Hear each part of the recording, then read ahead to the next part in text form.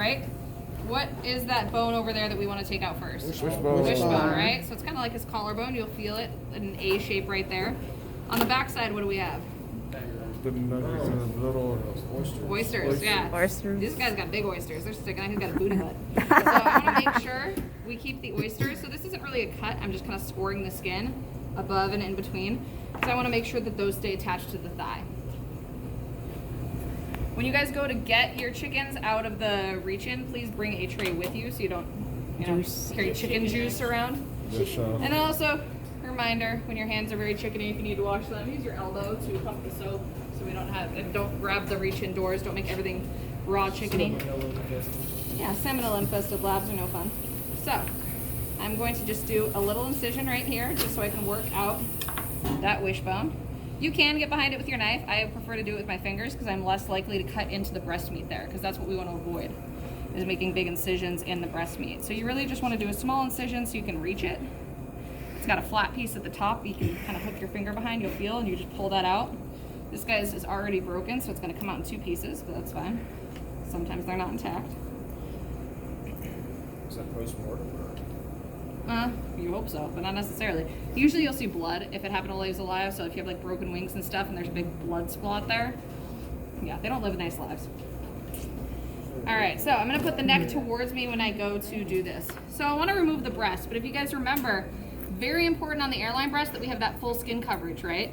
So if I'm just kind of cutting willy-nilly, it may look like I'm just cutting where the thigh is, but really, the breast goes all the way down here. So I want to make sure I have all of that skin. So what I like to do, just to make sure I have enough skin, is to gather it all up like this, basically pull the thigh really close to me, or the leg rather, the drum there. And I'm not cutting into the meat, I just want to cut the skin around. Again, now I make sure that I have full skin covering that breast, right? And you can go all the way through if you want, it's just skin. I'm going to do the same thing on the other side. So gather it up tight, cut really close.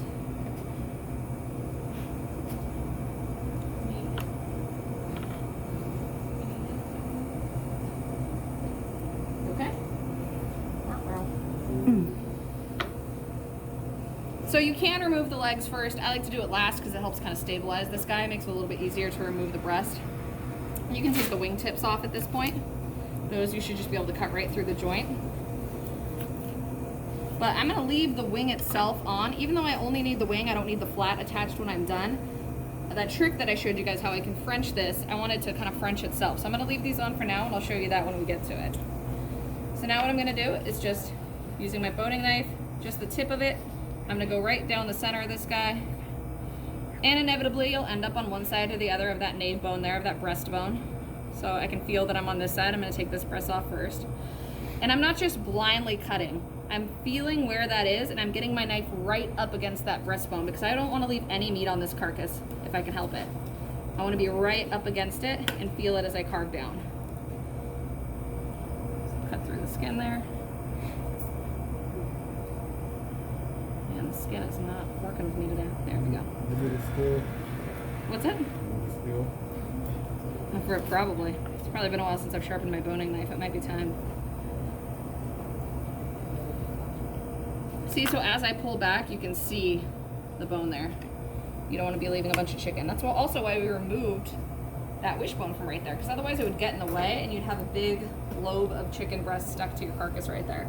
So that's why we took that off to begin with, if you didn't know why. But then once I get down here, this is where the wing attaches. I want to make sure that wing stays attached to this breast meat here. So feel the joint. That's usually the best way to go if you're not familiar with the chicken. Put your fingers there, move it around, you can feel that ball joint. You're gonna put your knife in between that ball joint there. Try and kind of expose it so you guys see. You've got this bone here that's attached to the carcass, and then that bone that's his wing. So that's right between those two bones is where I'm gonna cut. And your knife should just go right through it with no resistance if you're cutting in the right place. So now he's really just attached by some skin. So I'm just gonna kind of gather the skin up, make sure that I'm getting it on the breast as I take this off. And I'm just gonna finish removing that breast here. I'm not worried about if I tear up the skin on the legs because we're using fricassee here. The skin is not the important piece. So I'm gonna come back and clean this guy up. He's not done yet, but I'm gonna keep going and do the same thing on the other side. So again, tip of the knife, Get right up against that bone there, or that cartilage rather. We call it a breastbone, but it's not really bone. It's really easy to cut through it. That's why I always encourage you guys to feel, to make sure you don't have little pieces attached to the breast.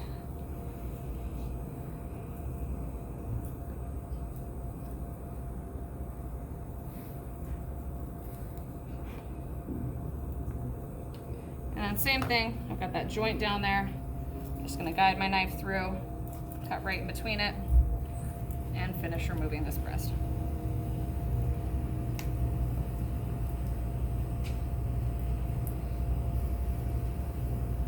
Pulling that wing over.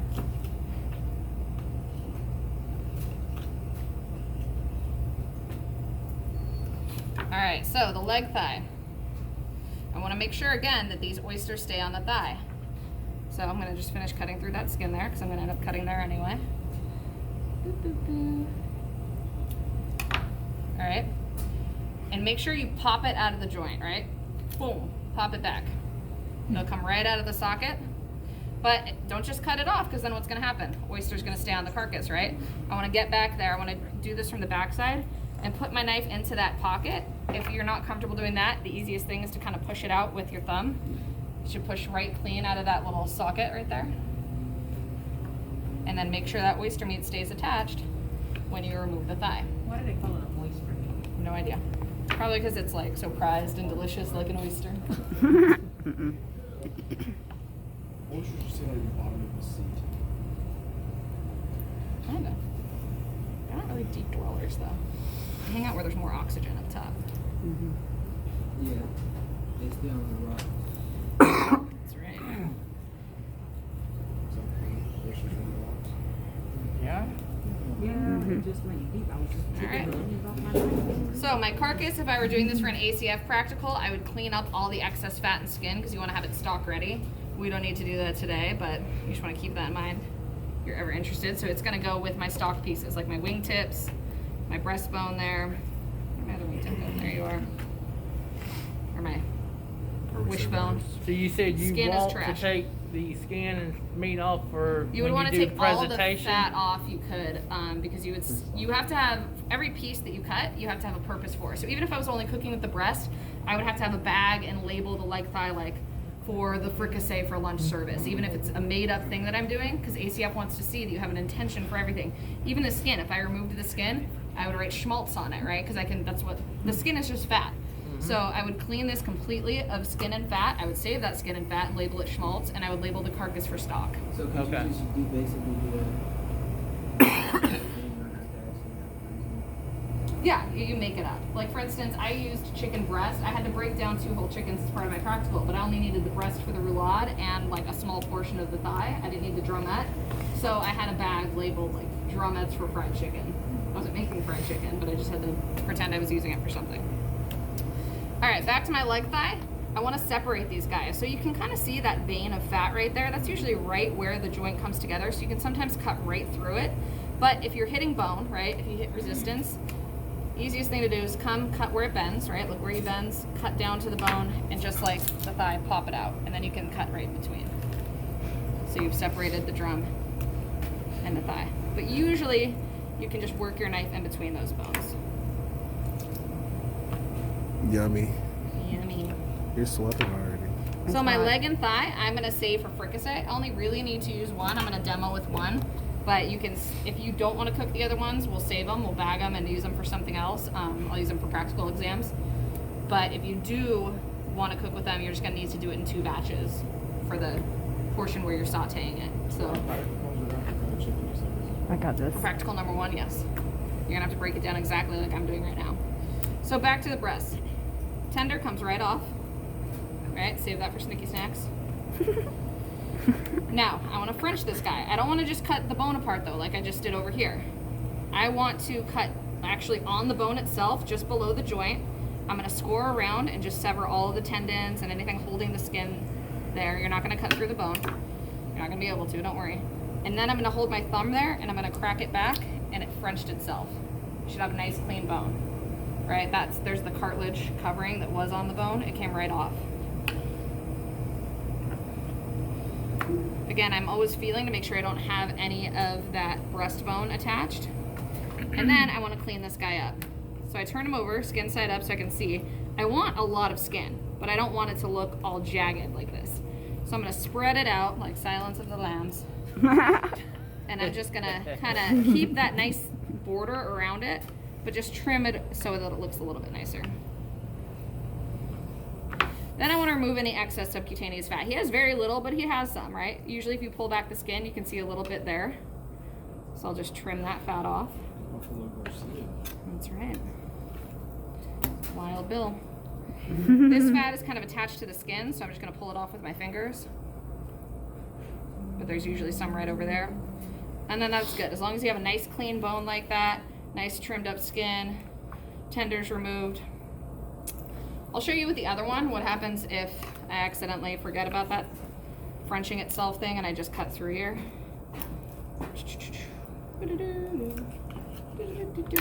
So now I have to French it myself. I have to do it the hard way. So this, he kind of peeled a little bit, so it's gonna be a little easier, but sometimes you have that full white cartilage covering and you have to lop the top off like that and expose it and then peel it back with your fingers, and it's on there tight. It's really not pleasant to do. So that's why I always encourage you guys to get it using the shortcut. And then you want to trim the skin. Don't cut the meat off. We want the meat to stay on there, but we want to trim off that piece because it's not edible. And then if you have any stuck to the bone, Scrape. you just scrape back with your knife. Again, keeping that meat, but just scraping so you have a nice clean bone there. It's the same thing. I'm going to remove the tender. I'm going to feel for any cartilage. Cartilage. I'm going to trim up my skin just a little bit. On Monday, we're not frying. I mean, we're just Cutting. cutting it. We have pan roast. You're gonna cook too. Half your practical is cutting it. You're gonna break down the chicken, and then you're gonna cook your composed like, pan roasted chicken breast, rice pilaf, haricot vert, pan sauce. Oh, okay. Yep, it's a 2-hour practical. You're doing all that fun That's stuff. what I said on Monday. On Monday, This is we all have garbage. something coming up. Yeah, that's it. We gotta cut a whole chicken apart, Seems like a lot of and then we gotta cook. You guys take a long time to break down chickens. We I gotta gotta do tell you. pan roasted chicken. So this one is not my favorite. You see how I lost a little bit of the skin there?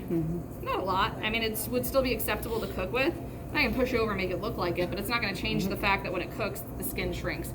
Even if you have full coverage, the skin is water and fat. Especially these are water-chilled birds. They're not air-chilled. So they tend to hold a lot of that saline water in there, and the skin shrinks up a lot when it cooks. So I want to use my prettiest one because I'm only cooking with one today. Now, don't like get rid of this one. If I screw this up, now I have a backup, something to keep in mind for the practical. But you're only going to present one of them. So I like this guy better. One other thing I want to show you, this bone covering here, there's nothing wrong with keeping it on, but it tends to make this stay really red when it's cooking. And people get freaked out when they see red on chicken. Even if the breast is cooked through because you've got the bone there, it's going to stay red. So one thing you can do is kind of pull back and expose it and just lop that cartilage off just like that, just to expose the bone. And that's going to allow the bone to cook and it'll look less red. I Okay. sent back. I did it on this one too. I had sent back. Chicken that was red right there? Chicken was red right It was there. probably cooked. It was cooked. Yeah, because you're going to end up overcooking the breast meat because of that bone. So I'll save you for later, my friend. And you're coming with me. These guys, you can throw it in your fricassee if you want to, or you can save it with your snicky snack tenders. We can save them as a class, but that's extra pieces as well. We're not going to cook with it in any recipe today. We get done early. Can we just pop up some oil and fry them, guys? Have you done early? Yeah. You guys can do a Hey, shallow which one pan you get fry. together? We don't need to waste a whole pot of oil, but sure. You got any like hot sauce like that? Cayenne pepper. Lord. Cayenne Put a pepper. little cayenne on it. Alright, so now I'm gonna head back over and cook it underneath. Right? That's why you should be cutting all of your veg and stuff first before you do your chicken so that you can avoid cross-contamination. And then anything you're not actively using, like all this, I'm gonna put in the refrigerator. And I'm not gonna forget about it at the end of class, like my white bean salad. So my fricassee is gonna take longest to cook, so I'll start with that one. So I've got my saucepan here. And of course, I like to keep my mise en place in order of how I'm going to use it. So if I get lost and forget, the next step is right in front of me. I know I'm gonna start with some of my oil here, and I'm gonna cook a little bit, or cook my chicken a little bit. Not all the way through, but first I wanna season it. So, I've got my chicken here. I'm gonna put salt and white pepper. You don't wanna season it until right before you're gonna cook it. That's why I'm not gonna do the breast yet, especially the salt draws moisture out, and so it'll make the skin really wet. So just salt, white pepper on both sides. You could, if you want to do all 4 pieces, do this step in a larger saute pan on the side. But you want to make sure that that's the pan you're doing the butter, flour, and wine deglaze in, because you want to pick up all that fond from the bottom, and then all of that you would scrape into a pot. So you could do it that way, but you would still need it in a pot before you add the chicken stock to do the braise. So I find it just easier to do it in here.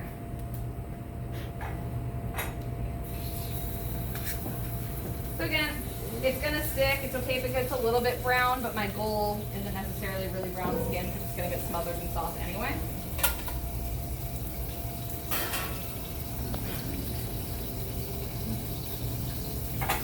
While that's going, I'll start on my airline over here. So I want to pat the skin side super dry. Not necessarily to do it on the flesh side, because I'm not interested in browning that.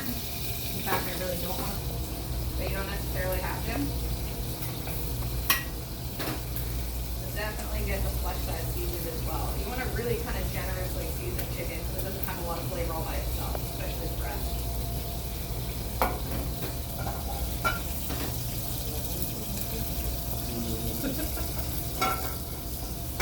I don't want to burn the skin, so if you put the oil in the pan and it smokes, turn it off, wait for it to cool down. But I do want to get it brown. So as soon as, see, this isn't brown, but it's released from the pan. That's all I'm looking for. I'm just going to turn it over. Same over here. Not very brown, but good enough for fricassee. This is the opposite. I want to let it sit for a long time, get nice and brown. So I'm going to very gently put it in the pan, skin side down. I want to make sure my skin is the way I want it. And it's going to stick. Just leave it alone. With the oil, like when it gets so hot, can you add a little bit more oil to cool it off? You could, but then you'll have too much fat in your pan. Okay. It's not really necessary. Just let it cool off. As long as you didn't burn it. If it's turned black, yeah, discard that. But if it's just started to smoke, just let your pan cool back down.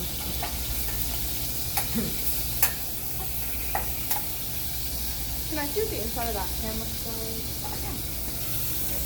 Okay. See, there's a little chicken that's going to stick to the bottom, but I'm not burning it. That's very important. That'll make all my sauce taste burnt. Yeah. So I don't need a really high flame here. I don't want to get color on my onion. I'll try my best to scrape up these bits, but that's really not going to work until I get to my deglaze. If you have a little too much fat in the pan, that's okay, because you're about to put flour in there. So remember, we want more fat than looks appropriate for that amount of onion. Let's check on this. I always pull from this side. So he's releasing from the pan, but he's definitely not nice and crispy brown I'm looking for. So sometimes it's okay to move him so that you can find like a hot spot or a different spot in the pan. That can help with the browning. But I'm going to let him keep browning. I should say her, this is definitely a girl. We're not cooking half off today.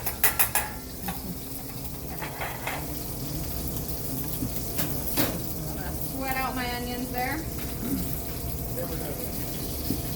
I do know. These are all hems.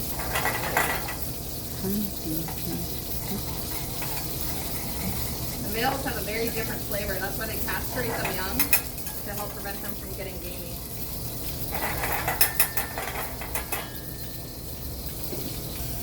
Hear that sound?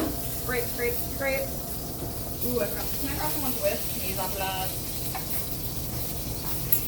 Sometimes the rubber spat can't get it all up. That wire whisk works a little better. Oh, thank you. So I'm going to scrape it up. See, I want to get all that flavor off the bottom of the pan. And into the corners and the edges. Add in the stock. So that was my 8 ounces of stock. And then you go back in, my friend. along with my sachet here. And I'm gonna put a little more salt.